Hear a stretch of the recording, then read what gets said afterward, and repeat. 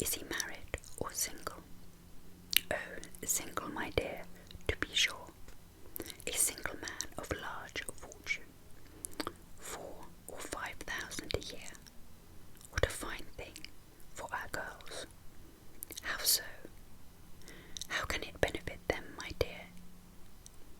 My dear Mr. Bennet, replied his wife, how can you be so tiresome? You must know that I am thinking of his marrying one of them. Is that his design in settling here? Design? Nonsense.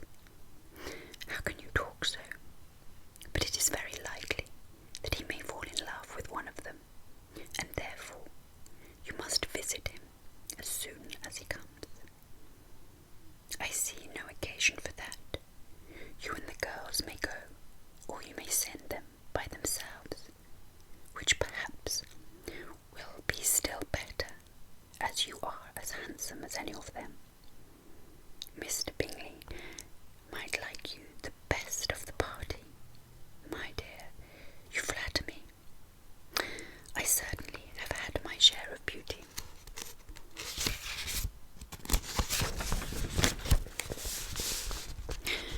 But I do not pretend to be anything extraordinary now.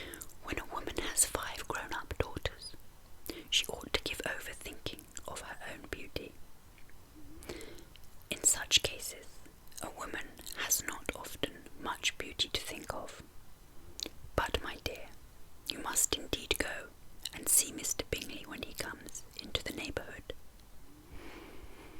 It is more than I engage for, I assure you. But consider your daughters. Only think what an establishment it would be for one of them. Sir William and Lady Lucas are determined to go, merely on that account, for in general you know they visit no newcomers. Indeed, you must go, for it will be impossible for us to visit him if you do not. You are over-scrupulous, surely. I dare say Mr. Bingley will be very glad to see you, and I will send a few lines by you to assure him of my hearty consent to his marrying whichever he chooses of the girls, though I must throw in a good word for my little Lizzie. I desire you will do no such thing. Lizzie is not a bit better than the others, and I am sure she is not half so handsome as Jane, nor half so good-humoured as Lydia. But you are always giving her the preference. They have none of them much to recommend them, replied he.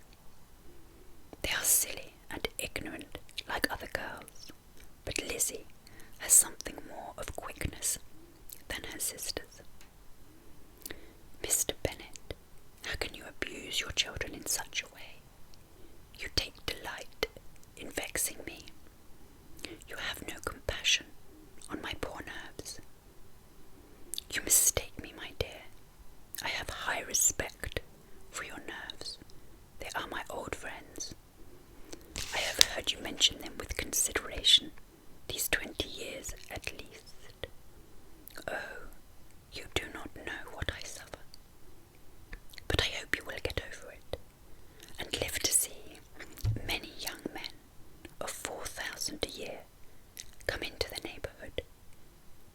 It will be no use to us if 20 such should come, since you will not visit them.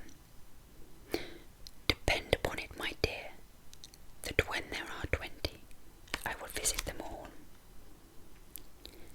Mr. Bennet was so odd a mixture of quick parts, sarcastic humour, reserve, and caprice, that the experience of 23 years had been insufficient to make his wife understand his character.